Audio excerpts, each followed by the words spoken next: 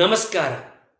ಗಾಜಿನ ಆಕ್ಟೋಪಸ್ ಕಣ್ಣಿಗೆ ಬೀಳದ ಚಿತ್ರ ವಿಡಿಯೋಗಳಿಗೆ ಸಿಕ್ಕದ ಆಳಕಡಲಿನ ಜೀವಿ.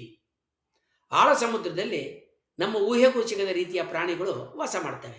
ಈ ಹಿಂದೆ ನಾವು ಅಂತಹ ಪ್ರಾಣಿಗಳನ್ನು ಕುರಿತಾಗಿ ವಿಡಿಯೋವನ್ನು ಮಾಡಿದ್ವಿ. ಆ ವಿಡಿಯೋ ಕೊಂಡು ಏನೋ ವಿವರಣೆಯಲ್ಲಿ ಕೊಡಲಾಗೈತೆ, ಆಸಕ್ತರದನ್ನು ನೋಡ್ಬೋದು. ಈಗ ನಾವು ಆಳಕಡಲಿನಲ್ಲಿ ವಾಸ ಮಾಡುವ ಮಾನವರ ಕಣ್ಣಿಗೆ ಸುಲಭವಾಗಿ ಬೀಳದ ಅತ್ಯಲ್ಪ ಅಧ್ಯಯನಕ್ಕೆ ಒಳಗಾಗಿರುವ ಬಹುತೇಕ ಗಾಜಿನಂತೆ ಪಾರದರ್ಶಕ ದೇಹ ಹೊಂದಿರುವ ಆಕ್ಟೋಪಸ್ ಅಂದರೆ ಅಷ್ಟಪದಿ ಬಗ್ಗೆ ತಿಳ್ಕೊಳ್ಳೋಣ. 1918ರಲ್ಲಿ ಮೊದಲ ಬಾರಿಗೆ ವಿಜ್ಞಾನಿಗಳು ಇಂತಹ ಆಕ್ಟೋಪಸ್ ಇದೆ ಅಂತ ತಿಳಿದ್ರು. ಸೆಫಲೋಪಾಡ್ ಪ್ರಾಣಿ ಗುಂಪಿಗೆ ಸೇರಿರುವ ಈ ಆಕ್ಟೋಪಸ್ನ ವೈಜ್ಞಾನಿಕ ಹೆಸರು ವಿಟ್ರಲೆಡೊನೆಲ್ಲಾ ರಿಕಾರ್ಡಿ. ಅತ್ಯಂತ ಅಪರೂಪವಾಗಿ ಕಾಣಿಸುವ ಈ ಆಕ್ಟೋಪಸ್ನ ಕಂಡ ವರದಿಗಳು ಇದ್ದಿವೆ ಹೊರತು ಚಿತ್ರ ವಿಡಿಯೋಗಳು ಇರಲಿಲ್ಲ.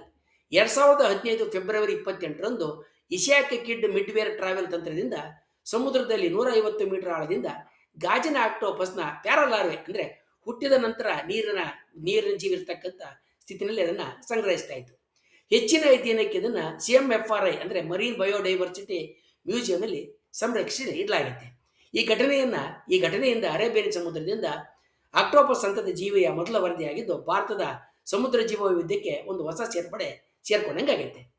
ಈ ಆಕ್ಟೋಪಸ್ಸು ಗಾಜಿನ ಆಕ್ಟೋಪಸ್ ಸಾಮಾನ್ಯವಾಗಿ ಉಷ್ಣ ಮತ್ತು ಉಪ ಉಷ್ಣ ಸಮುದ್ರದ ಭಾಗಗಳಲ್ಲಿ ಕಾಣ್ತದೆ.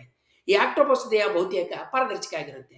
ಗಾಜಿನ ಜಾಡಿಯೊಳಗಡೆ ವಸ್ತುಗಳನ್ನು ಕಾಣೋ ರೀತಿಯಲ್ಲಿ ಇದರ ದೇಹದ ಒಳಗಿರುವ ಅಂಗಗಳು ನಮಗೆ ಹೊರಗಿನಿಂದ ಕಾಣ್ತವೆ. ಈ ಪಾರದರ್ಶಕತೆಯ ಜೊತೆಗೆ ಕಣ್ಣಿನ ನರವಾಹಕಗಳು, ಜಾಲಗಳು ಮತ್ತು ಜೀರ್ಣಾಂಗಗಳು ಮಾತ್ರ ಸ್ವಲ್ಪ ಗೋಚರಿಸ್ತವೆ. ಉಳಿದಂತೆ ಎಲ್ಲವುದು ಗಾಜಿನಂತೆ ಕಾಣ್ತದೆ. ಈ ಆಕ್ಟೋಪಸ್ಗಳು ಹೆಚ್ಚಾಗಿ ಅಪೋಟಿಕ್ ವಲಯದಲ್ಲಿ ವಾಸ ಮಾಡ್ತವೆ. ಅಂದರೆ ಸುಮಾರು 200 ಮೀಟರ್ನಿಂದ 1 ಕಿಲೋಮೀಟರ್ ಆಳದಲ್ಲಿ ಸೂರ್ಯನ ಬೆಳಕು ತಲುಪೋದು ಕಷ್ಟಕರವಾಗಿರುವಂಥ ಜಾಗದಲ್ಲಿ ಆಳದಲ್ಲಿ ವಾಸ ಮಾಡ್ತವೆ. ಇದು ಸಮುದ್ರದ ಮೀಸೋಬಾಥಿಲಾಜಿಕ್ ಅಂದರೆ ಮಧ್ಯ ಆಳದಿಂದ ಅತಿ ಆಳದ ವಲಯ ಆಗೈತೆ. ಇಲ್ಲಿ ವಾಸ ಮಾಡ್ತಕ್ಕಂಥ ಆಕ್ಟೋಪಸ್ಸು ಜೀವನ ಕ್ರಮಕ್ಕೆ, ಈ ವಾತಾವರಣಕ್ಕೆ ಅದರ ಪಾರದರ್ಶಕತೆ ಅತ್ಯುತ್ತಮವಾದಂಥ ಯೋಜನೆಯಾಗಿ ಕಾಣಿಸ್ಕೊಳ್ಳುತ್ತೆ. ಗಾಜಿನ ಆಕ್ಟೋಪಸ್ಗಳ ಜೀವಿತಾವಧಿ 2.5ರಿಂದ 3 ವರ್ಷಗಳಂತ ಅಂದಾಜು ಮಾಡಲಾಗುತ್ತೆ. ಸಣ್ಣ ಮೀನುಗಳು ಮತ್ತು ಸಮುದ್ರದ ಪ್ಲಾಂಕ್ಟನ್ಗಳು ಅಂದರೆ ಪಾಚಿಯನ್ನು ಆಹಾರವಾಗಿ ಸೇವಿಸ್ತವೆ. ಇವು ಹೆಚ್ಚು ಪಾರದರ್ಶಕತೆ ದೇಹವನ್ನು ಕತ್ಲಲ್ಲಿ ಶತ್ರುಗಳಿಂದ ಕಾಣದಂತೆ ಮಾಡುತ್ತೆ. ಇದರ ಕಣ್ಣುಗಳು ಸಾಮಾನ್ಯ ಆಕ್ಟೋಪಸ್ಗಳಿಗಿಂತ ಬಹಳ ಬೇರೆ ರೀತಿಯಲ್ಲಿ ಚೌಕಾಕೃತಿಯಲ್ಲಿದ್ದು ದೇಹದ ಪಾರದರ್ಶಕ ಜೊತೆಗೆ ಬೆರೆತು ಅದನ್ನು ಗುರುತಿಸೋದಕ್ಕೆ ಬಹಳ ಕಷ್ಟ ಆಗುತ್ತೆ. ದೇಹದ ಉದ್ದ ಸುಮಾರು 11 ಸೆಂಟಿಮೀಟರ್ ಇದ್ದರೆ ಅದರ ಬಾಹುಗಳು, ಕೈಗಳು ಸೇರಿ ಅದರ ಉದ್ದ 45 ಸೆಂಟಿಮೀಟರ್ವರೆಗೆ ಬೆಳಿಬಹುದು. ಇವುಗಳು 2.5ರಿಂದ 3 ವರ್ಷ ಅವಧಿಯಲ್ಲಿ ಬದುಕ್ತಾ ಇರೋದ್ರಿಂದ ಮತ್ತೆ ಅಪರೂಪವಾಗಿರೋದ್ರಿಂದ ಇವುಗಳ ಅಧ್ಯಯನ ಮಾಡೋದಕ್ಕೆ ಬಹಳ ತೊಡಕಾಗಿ ಪರಿಗಣಿಸುತ್ತೆ.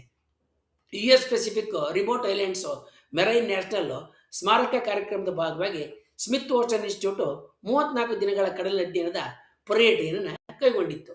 ಇದು ಆಳವಾದ ಕಡಲಿನ ಕಂಟಕ ಮತ್ತು ಬೆಟ್ಟಗಳಲ್ಲಿ ವಾಸ ಮಾಡಿರುವ ಸಮುದ್ರ ಜೀವಿಗಳನ್ನ ದಾಖಲಿಸೋದಕ್ಕೆ ಪ್ರಪಂಚದ ಎಲ್ಲ ಕಡೆಯಿಂದ ಒಗ್ಗೂಡಿಸಿದ ವಿಜ್ಞಾನಿಗಳನ್ನು ಒಗ್ಗೂಡಿಸಿ 25,000 ಚದರ ಕಿಲೋಮೀಟರ್ಗೂ ಹೆಚ್ಚು ಆಳದ ಅಂದರೆ ವಿಶಾಲ ವ್ಯಾಪ್ತಿಯ ಕಡಲಿನ ತಳವನ್ನು ನಕ್ಷೆ ಮಾಡೋದಕ್ಕೆ ಹೆಚ್ಚಿನ ರೆಸಲ್ಯೂಷನ್ ಮ್ಯಾಪಿಂಗ್ ಸಾಧನಗಳನ್ನ ಬಳಸಿತು. ಸೆಬಾಸ್ಟಿಯನ್ ಹೆಸರಿನ ರಿಮೋಟ್ ಆಪರೇಟೆಡ್ ವೆಹಿಕಲ್ ಬಳಸಿಕೊಂಡು ವಿಜ್ಞಾನಿಗಳು 2 ಗಾಜಿನ ಆಕ್ಟೋಪಸ್ಗಳನ್ನ ನೋಡಿದರು. ಇತ್ತೀಚೆಗೆ ಅಂದರೆ 2025ರಲ್ಲಿ ಕಳೆದ ವರ್ಷ ಸ್ಕೆಮಿಡಿಟ್ ಓಷನ್ ಇನ್ಸ್ಟಿಟ್ಯೂಟ್ ವಿಜ್ಞಾನಿಗಳು ದಕ್ಷಿಣ ಪೆಸಿಫಿಕ್ನ ಟೊಕೆಲಾ ರೀತಿಯಲ್ಲಿ ಪರ್ಯಟನೆ ಮಾಡ್ತಾ ಇರಬೇಕಾದ್ರೆ 650 ಮೀಟರ್ ಆಳದಲ್ಲಿ ಗಾಜಿನ ಆಕ್ಟೋಪಸ್ನ ಮೊದಲ ಬಾರಿಗೆ ಸ್ಪಷ್ಟವಾಗಿ ನೋಡಿ ವಿಡಿಯೋ ಮಾಡೋದಕ್ಕೆ ಸಾಧ್ಯ ಆಯಿತು. ಇದು ಮೊದಲ ಬಾರಿಗೆ ವೈಜ್ಞಾನಿಕವಾಗಿ ಜೀವಂತವಾಗಿ ವೀಕ್ಷಣೆ ಮಾಡಲಾದ ಮತ್ತು ಚಿತ್ರಿಸಲಾದ ಗಾಜಿನ ಆಕ್ಟೋಪಸ್ನ ಅತ್ಯಂತ ಸ್ಪಷ್ಟವಾದ ವಿಡಿಯೋ ಪಡೆಯೋದಕ್ಕೆ ಸಾಧ್ಯ ಆಗೈತೆ. 2 ಗಾಜಿನ ಆಕ್ಟೋಪಸ್ಗಳು ಜೋಡಿಯಾಗಿರುವಂತೆ ಕಂಡುಬಂದವು. ಇವು ಆಹಾರಕ್ಕಾಗಿ ಮಾಡುತ್ತಿದ್ದ ಹೋರಾಟನೇ ಅಥವಾ ಸಂಘಕ್ಕಾಗಿ ಆಡ್ತಾ ಇದ್ದ ಆಟವನ್ನ ಪ್ರಶ್ನೆಗಳಿಗೆ ಇನ್ನೂ ಉತ್ತರಗಳು ದಕ್ಕಿಲ್ಲ. ಯಾಕೆಂದರೆ ಈ ಪ್ರಭೇದದ ಆಕ್ಟೋಪಸ್ಗಳ ನಡವಳಿಕೆ ಕುರಿತಾಗಿ ಇದುವರೆಗೆ ಯಾವುದೇ ದೃಶ್ಯ ದಾಖಲೆಗಳು ಇಲ್ಲ, ಅಧ್ಯಯನಗಳು ಸಾಗಿಲ್ಲ. ಒಂದು ವಿಡಿಯೋ ಹೊರತಾಗಿ ನಮಗೆ ಗಾಜಿನ ಆಕ್ಟೋಪಸ್ ಜೀವನ ಕುರಿತಾಗಿ ಏನೇನೂ ಗೊತ್ತಿಲ್ಲ. ಮುಂದಿನ ದಿನಗಳಲ್ಲಿ ಹೆಚ್ಚಿನ ಸಂಶೋಧನೆಯಿಂದ ಗೊತ್ತಾಗ್ಬೋದೇನೋ. ಜೀವ ಜಗತ್ತು ಸದಾ ಮಾನವರಿಗೆ ಸೋಜಿಗವನ್ನು ಉಂಟು ಮಾಡ್ತಾ ಇರುತ್ತೆ ಅನ್ನೋದಕ್ಕೆ ಗಾಜಿನ ಆಕ್ಟೋಪಸ್ ಒಂದು ಅತ್ಯುತ್ತಮವಾದ ಉದಾಹರಣೆ. ಜೀವ ಜಗತ್ತು ಮನುಷ್ಯರಿಗೆ ಗೊತ್ತಿಲ್ಲದ ಅದೆಷ್ಟೋ ಸೋಜಿಗಳನ್ನ ಒಳಗೊಂಡಿದೆ.